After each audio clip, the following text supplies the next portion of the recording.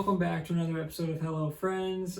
This is episode 26, UN Vote or Die. My name is Kyle, your host. Thank you for joining me as always. Welcome to Project Potter.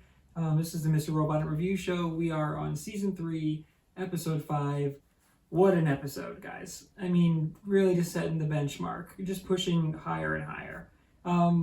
So yeah, if you haven't seen the show before, we're doing a Mr. Robot in review for every episode. I'm going to go through the plot briefly. And then we're going to give it a score out of 10, and we're going to give it a White Rose Award, which is my favorite actor or actress who I thought stuck out the most. So, that being said, guys, again, we're 26 episodes in now, so I hope you know the show, or hope you know the format of the show, I should say. I had a blast watching this one. But just kind of kicking off here, Elliot is showing up to work at E-Corp, but he's like off. We get this little awesome sound effect of like a glitch. Kind of, or almost like a staticky sound throughout the episode. Elliot mentions his runtime error a lot here, but he's showing up to E-Corp and he's like, something just feels off. He's like, something's not feeling right.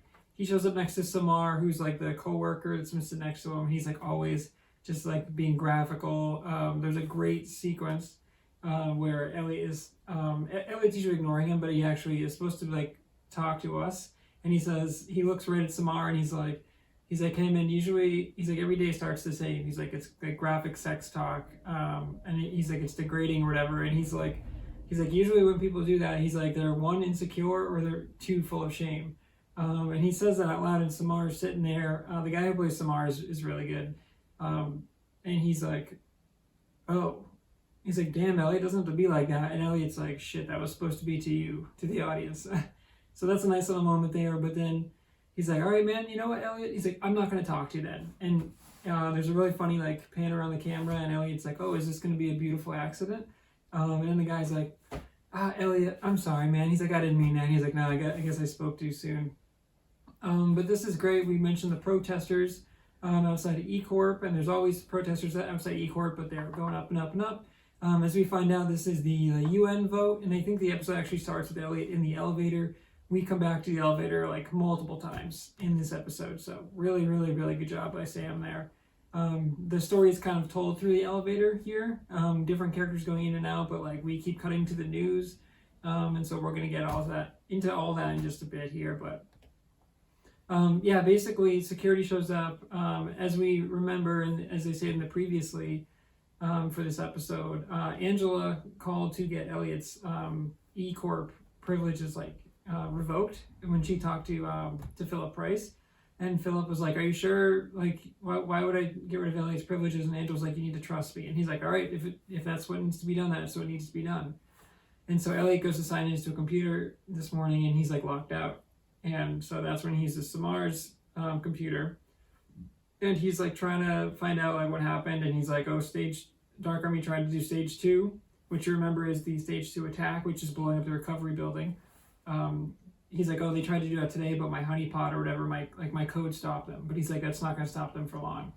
And Elliot's freaking out, and he's like, oh man, it's the UN vote. There's a great sequence where the security comes up, and he's like, oh man, someone's going to get fired. And Elliot's like, you're right, someone is getting fired, it's me. But he says that to us. And there's a great sequence where he's like, I need you to distract them. And Samar kind of like opens up to Elliot. There's a great line where Elliot says like, it takes a lot of courage to do what Samar just did and to open up face to face. He's like, that's why I talk to you guys, the audience, because I can't do that. And so that was really eye-opening. But basically Elliot's like down there, he puts his computer in his bag, he's scrambling, and Samar, like security comes over, and Samar he's like, oh hey, Elliot's taking his morning dump. And she's like, Samar, we talked about this. Like, you need to be more serious. And he's like, no. It's like, it's all good. And like, we get the camera work throughout this whole episode is incredible. There's so many pans and cuts, and man, I'm going to get to it in just a bit, but just excellent camera work here, along with the score as well. So Elliot starts like walking away. Basically, he's like, gotta get off. Everyone's looking for him. He is stopped by one of the women that he met with in the meeting, where she said like, oh yeah, great plan. Like, she actually says like, oh, we're going to start digitizing all our records. So she's like, no need for paper records or whatever. And he's like, oh, sweet. But then Elliot asks her like, what day is it today? And she's like, wow, it's going to be a long week if you got to ask that on a Monday. And he's like, it's Monday. And he's like, I wasn't even in Friday. And this is where Elliot is like, he doesn't know what happened. this is where we get the back and forth switch between Elliot and Mr. Robot, and we find out here that it's been like at least 4 days since Mr. Robot took over, so Elliot had no idea what's going on. So as we saw, I think last episode, if not the episode before, when Elliot goes to see, Darlene eventually tells him later in the episode, like, hey, I followed you that night at 2 a.m., like he left, and she's referring to Mr. Robot. Mr. Robot met with Tyrell and Angela, and that's when Elliot came back, and Angela like stabbed him to like knock him out or whatever. So basically, Elliot was screwing up the plan or stopping the stage 2 attack. Mr. Robot like just spent 4 days fixing it, and like they're like, we need to get this done. Like we're gonna get it done. We saw Irving talk to Tyrell, promise him he would see his family, even though he knows his family is dead. So they're like, no, stage 2 is gonna get done no matter what. So basically, Mr. Robot's plan, Elliot screwed it up. Mr. Robot fixed it, and now Elliot's trying to re-screw it up, or he's trying to stop it again. So it's an ongoing battle between Mr. Robot and Elliot, as we kind of see throughout the show there. So this is really, really exciting. I mean, season 3 is just like going, like, I don't even know how to explain it. Like, it's so damn good. And like tensions are really heating up, and you feel like some of the things from the first couple seasons are really starting to like come to a peak here and like pay off. So, yeah, Elliot's escaping. There's this like amazing sequence where he gets like stuck in the hallway. There's security coming up down there, and he's like just little things where he's like, don't look up security cameras, and it's like, man, all these little things you would never think of if you're just trying to like flee the building. But Elliot doesn't have access to anything. He can't log into anything. His badge doesn't work. So like there's he goes up to like I think the 23rd floor, and it's like all of the, I don't know what department it is, if it's like business or whatever. He eventually runs into sales, and there's a great bit there. But he's like, he can't open the door, and this guy's like yelling on the phone, and he's stuck, and he's like, sir, he just like kind of like, hey, oh, can you let me in? But I would have liked right there if he said something like, hey man, I forgot my badge or something, and like can you just let me in or something? But like the guy does eventually like let him in, but it's like, I mean, in a day-to-day, you're probably not thinking like, oh, this dude is running and he doesn't know the security's down there and stuff. So like if you're on the phone, you're doing stuff, you're like, whatever, this guy forgot his badge, like you let him in, no problem. But that was like a very, very small plot hole, I think. I just would have liked some dialogue to like justify that action, but very small nitpick there. But Elliot gets up there, and there's like a great sequence where he's like, you know, this is, I don't know how they do it. Like they're watching the world die, but they're just like going about business, and it's all like, he mentions like bland expressions. There's like typical office where it's like, there's like a poster on the wall, and it's like just like a generic businessman in a suit. Like it's funny. Someone who works fully remote from home now, who used to work in an office before COVID, like I don't miss the office at all. I mean, and I like the office that I worked in, but like that office environment, man, it's not. I going in and sitting behind a computer all day, even though that's what I do from home now. I don't know. It's just different. So fun. It's fun to see how times were different back then, but just like that whole work environment has changed so much. But that's a whole nother story. But Elliot goes in there again. The camera's like panning this whole episode. It's just so good. Like just all the different angles there. It really feels like one continuous shot, and like the action is just heavy. One thing I didn't touch on when Elliot looks up into the camera at the beginning when Samara is going to distract him, he's like, I need to stay focused and get it, and like let's get this done. And then the Mr. Robot title card comes up and the music's going. It's like an intense action movie. It's awesome. The score throughout this whole episode is amazing. But Elliot's there. Basically, he's like, I need to find an open space. He's like, it's Monday morning. There's no spaces. Like all the conference rooms are there. Everyone's showing up to work. Like he's like, shit. I need to find a computer, and I can't. So he's looking around all the cubicles. Everyone's working, and then he finds like an older woman. And he's like, perfect. I need to get someone off their workstation. And this is a really great bit because he goes up to this woman. She's like sniffing something. I don't know what she's doing. It's like nail polish or something, I think. And he's like, hey, there was some remote activity. He's like, I just need to check your computer to make sure that like everything's good. He's like, my name's Henry from IT. And it's funny because he basically picks her because he thinks she's like not going to have any idea what she's doing. And she's like, oh no, that can't be right. She's like, I actually hardwired this. And she goes on this thing, and he's like, oh shit. He's like, I picked the wrong person. And she's like, but I do know who you should go talk to, Fred or whatever. He's like, Fred go to my PC all the time. And I was like, that was great, because she gets up and she's like, hello, Fred. And he's like, got his earphones in. And this guy kind of reminds me of Ollie, where he's just like just kind of douchey, like I don't know, just comes in and like minds his own business type of deal, but like never works hardest and stuff. But that was great. So they pan around to him, and he's like, hey man, I need to get your computer. And he's like, right now, man. He's like, I got my bosses breathing down my neck for deadlines. He's like, I just got in here. And then Elliot gets in his face and he's like, this is not a negotiation. And I was like, damn. And then the guy's like, fine. And he gets up, because honestly, if someone from IT comes up to you, are you gonna say, are you really with IT? You know, like you're gonna let it happen. So this guy's like, whatever, dude. Monday morning, he's like, I'm gonna put my headphones in and walk away. So that's great because Elliot gets on there, he finds out more about stage 2. There's a great little reaction from the actor who sits right across from this guy, because when Elliot gets in his face and then he sits down, the guy's like, but it's funny because it's like nose down, mind your own business type of thing at the office. Like even if he saw some sketchy shit at the office, he would be like, that's not my business, I'm not going to get into it. So it is funny that Elliot can just kind of get in there. But basically, he finds out more information. And then, but security's still after him. He's still got to get out of there. And then they actually find Elliot, and he's like running, and there's a great sequence where he sprints to the elevator, and he's like pressing down, and just the guy like reaches for the door, and it closes just in time. And then another amazing camera work. Guys, I can't speak enough to the camera work. It's just panning around. So Elliot's really like pacing in the elevator, but as you know, an elevator is just a small square. So it's like the camera, I'm picturing this like, Elliot's walking around and the cameraman must have been like right in his face because it was right there and they're just circling.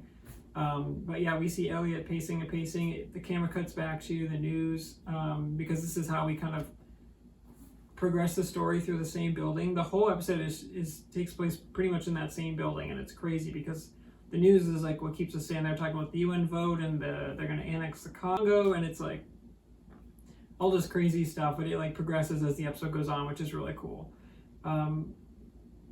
But yeah, basically Elliot's going around. I think he's looking for Angela, but then we do eventually cut to Angela. Elliot calls the recovery center, and he's like, hey, there's a spark. It's going to ignite it. He's like, and you need to evacuate everyone. And she's like, a spark or whatever. She's like, I can get you over to a different department. He's like, there's a fucking bomb in your building. He's like, you need to evacuate everyone now. But Elliot is like eventually caught, and he's like escorted out. So then he's outside, and this is an amazing sequence because like it's all the protesters, and they say like, this is what democracy looks like. And guys, after what happened at the Capitol a couple weeks ago, watching this episode after the fact, hopefully this didn't inspire anyone at the Capitol. We're not going to get too political here, but obviously, number one, everyone that stormed the Capitol, you're an idiot. Like, I think they've all been arrested by now. Like, don't do that. That's the minority. That's the vocal minority. I mean, you're stupid. You can't just storm a Capitol building. Like, violence is not the answer, guys. Everyone's got to be better to each other in very, very broad terms. So I don't want to get political on the show, but after having watched the Capitol breach a couple weeks ago and then watching this episode, it is spot on. I mean, it is crazy. They do such a great job. All the extras and all the actors in here, they're forming like a mob, and they're saying this is what democracy looks like. And they got the police gear with the SWAT. Man, there's so many things I thought of. Like the camera work is great because it's like Elliot there, he's freaking out. Darlene comes over, and Darlene just says like, I'm working with the FBI, and she just says that. She sends that up, and she said that kind of loud. I was like, maybe calm down, but things are going crazy right now. So, and then there's an awesome sequence where Elliot like he has like that flashbang sort of thing where like everything else he like can't hear anything else around him. I can't find the word for it right now, but basically as soon as he hears that, his like whole world is shattered. And he's like, what do you mean you're working with the FBI? He's like, you're wearing a fucking wire right now? And she's like, look, I made a deal. He's like, she's like, all they want was Tyrell. And he's like, what are you talking about? What deal? He's like, Elliot's freaking out, and like the Mr. Robot music is playing where it's like, and it's just like a crescendo, and it's all so good. But like everything that's going on there, he runs into Darlene, and then like that's another bomb dropped on him, no pun intended, and like he just can't handle all of it right now. But he's like, we got to get people evacuated, like we got to get this done. Eventually it cuts over to like the news reporter, and again the camera just pans. I don't know how they came up with this idea to just pan everything, but it really is like one continuous shot where there's no cut to black or there's no transition shots. It's just like it's just like, okay, Darlene and Elliot are talking here, and we're just gonna literally pan around the sidewalk, and people are running, and like there's protests and everything.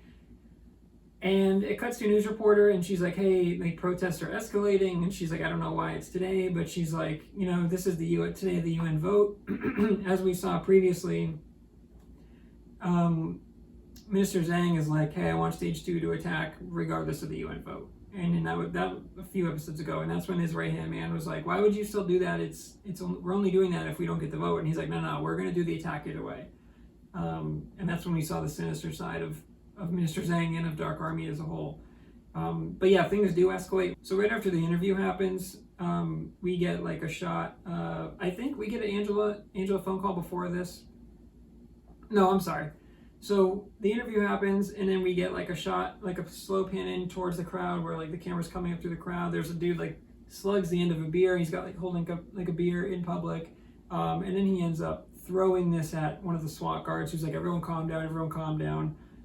In this moment, I thought about, there was a whole big thing, again, not to go back to the Capitol breach, but when that happened and people saw like that the guards were letting people in, yeah, was that fucked up?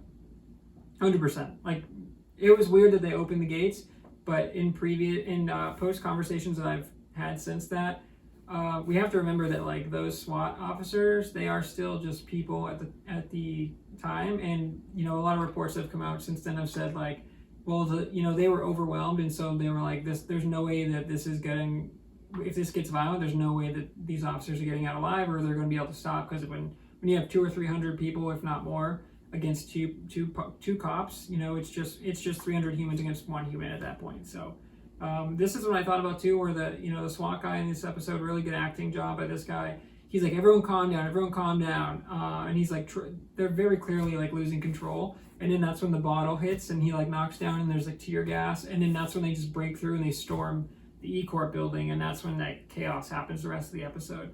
And it's like a horror movie with the lights flickering inside. There's like an emergency warning, which we assume like people got evacuated, but it's just we see it throughout the episode. That's just like a nightmare where like no one knows what's going on. It's like you were just working there, and they came in through the protesters, but like the protesters break through, and it's just nuts the rest of the episode. So Angela gets a call from Irving, which I did not pick up on this the first time, but she's in her office and she's looking out, and the E-Corp, the F Society protesters, the Dark Army riders who are like all wearing this anonymous mask here, they break in, and they're like, they got spray paint, they're graffiti. There's like a really good elevator scene where there's like 4 of them, they're wearing like ski masks and shit. And they go in, and there's like a dude who's just like going to get lunch or whatever, and he's got a badge, and they're like, scan your badge, and he's standing there like, what's going on? And they're like, scan your badge, and he just like, they like scan it for him, and then they're just like waiting in the elevator. So that was a good like comedic relief, but it is just messed up because it's like, and they're like adjusting their coat and stuff. It's just little things where I'm like, man, it's really dumb, because these are terrorists.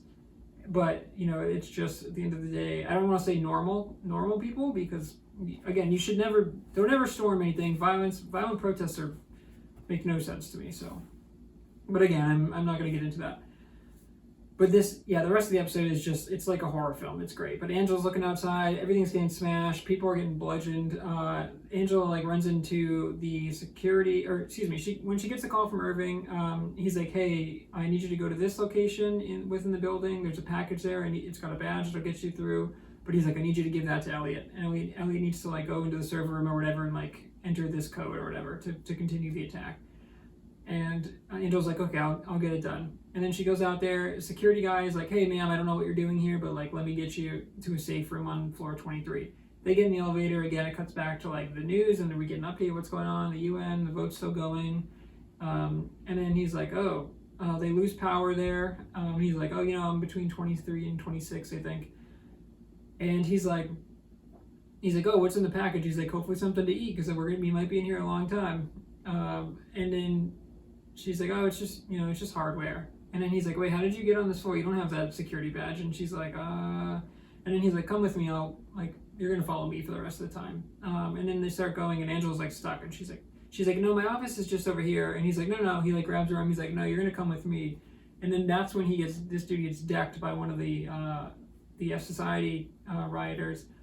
And then they like beat the shit out of this guy. I think they kill this guy because they have like hardware and shit, and they're like, and they take him out. And whether that was done by Irving or whether that was just like coincidence, Angela kind of escapes that way, and then she's able to go. Elliot does call her, and she declines the call, but she's got the instructions. She makes her way to the server room.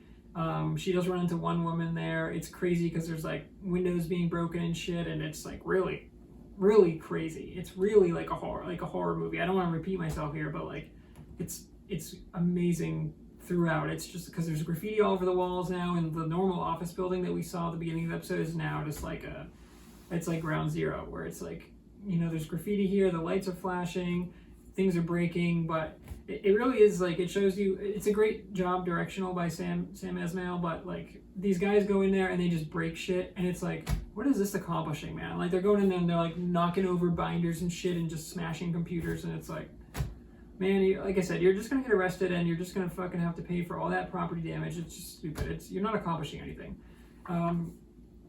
But yeah, Angela basically, she goes there, she declines the call from Elliot because she's supposed to remember to give this package to Elliot. So she eventually gets in the server room. She runs into one lady where she's also like, how did you get in here? And she's like, and then one of the anonymous hackers, or one of the anonymous writers, I should say, they come in there, and she actually like pepper sprays the guy, and he's like, his eyes are all burning and stuff, and she runs away.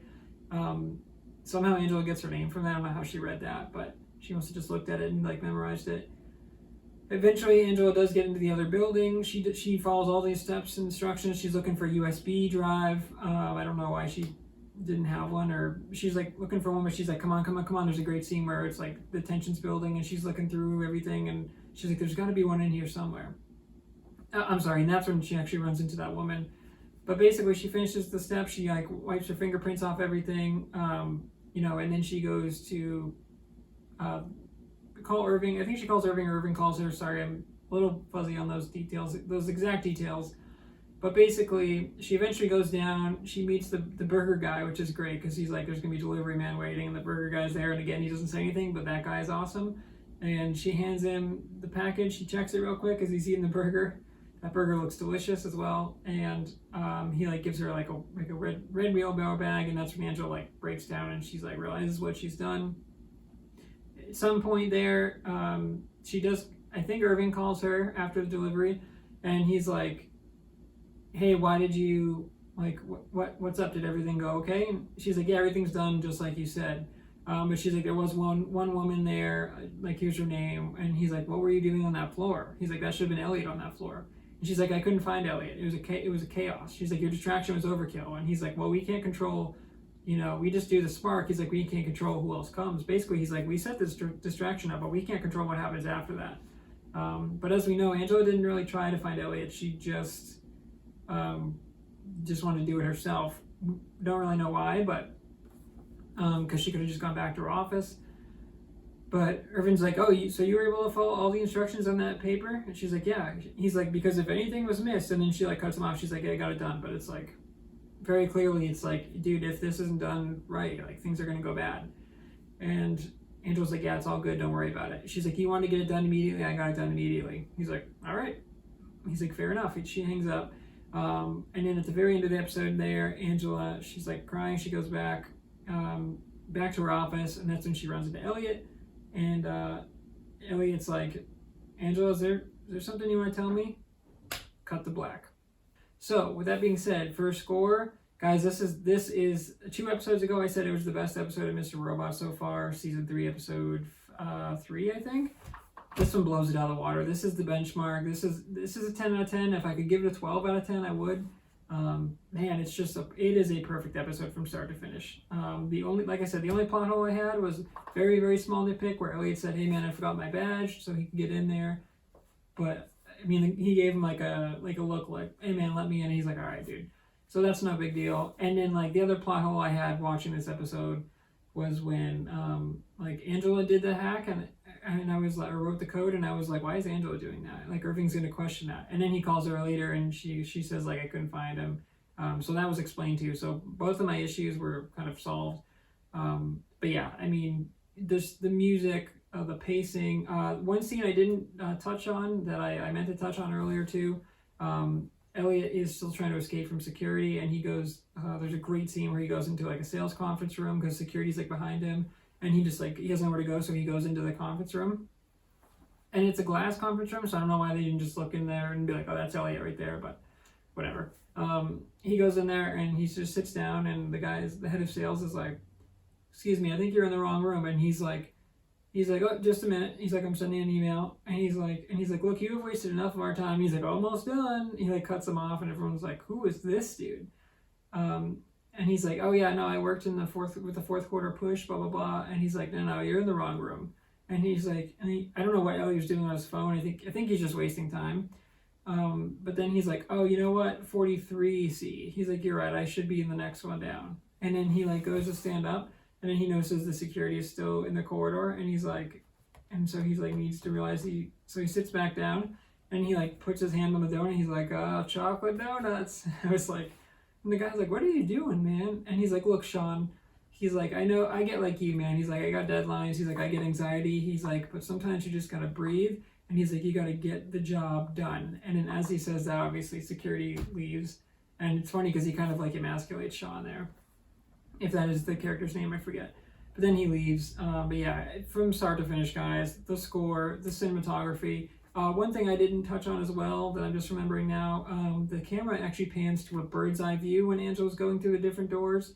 There's an amazing shot where she like runs from the attackers, and she like scans and like closes the door just as they're all getting through and banging on their side. But this shot changes from like a wide shot to a bird's eye view, and it's amazing because it really shows her like going around, and she goes through a couple different doors, and I'm like, the camera work was already so good, and then you put a whole different angle that we haven't even seen to this in the series so far, and I'm like, Mr. Robot, from their off-camera shots to just their score, their cinematography, and now they're putting in bird's eye views. It's like, what can't they do, man?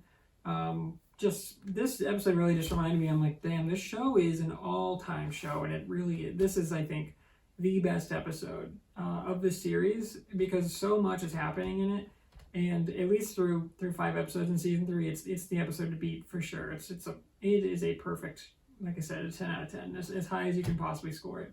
For the White Rose Award, this was a close one because this episode is really kind of split into 2 halves. But it's got to go to Elliot. It's got to go to Rami for this one. He's so good in that the whole first half where he's like, time to focus, and he's like, don't look up, and it's just like, it doesn't miss a beat, and it's really like a thriller. It's almost like watching a thriller movie because it's like he's doing all these tricks to get away. It's so smart. He's like, I don't have time for this, but he's like, he's always weaseling his way out, including where that great scene in the elevator. Again, I keep remembering scenes as I'm talking about it, where he's like, what would Mr. Robot do in this situation? And that's when Mr. Christian Slater, who's only seen of the episode, he shows up in the elevator when Elliot's pacing back and forth, and he's like, this is what we're going to do. He's like, what are we going to do, man? He's like, you're going to go down there, they're going to catch you. You're going to go up here, they're going to catch you. And he's like, it doesn't matter what you do. He's like, this thing's going through. And it's just really great scene. But yeah, Rami is excellent. I mean, Rami has some of his best in the series, where it just like, between him just being like bluntly honest and funny and cunning, and he's super smart, and he's moving around. Angela, pretty much, so we follow Elliot for the first half, the first 20 minutes, I would say, and then the last 20 minutes is Angela, and she was excellent too. Portia killed it, so she was like a 1A for me. She was a very close runner-up, but I just think it's Rami's episode. It's Rami's show, really, but man, he's just at his best in this episode, and he's gonna get my White Rose for this one. All right, guys, so that is it. That was, I'm sure, a lengthy episode, but as you can see, I had a lot to talk about in that one, because that is, what a show, what a damn show, what a damn season. I mean, I'm just loving season 3, and I'm having a great time looking back at it with a critical eye and picking up on things I did not pick up on. I briefly remembered this episode. I remember kind of the cinematography, but I didn't know Angela was talking to Irving the first time, so that's like a huge connection. And now all these little things, Elliot finding out from Darlene that she's working with the FBI. So now Elliot's like, he can't trust Darlene, he can't trust Angela. Poor Elliot is like, dude, I can't trust any of these people. He's like, everyone's working against me. Yeah, it's crazy, but just what a show, what a series. thank you guys so much for joining me. This has been Hello Friends, episode 26. Thank you for checking out Project Potter. Go check out the other content on the channel. I'm not going to name all the other series we got, but plenty of stuff on there. So, yeah, until next time, guys. Goodbye, friend.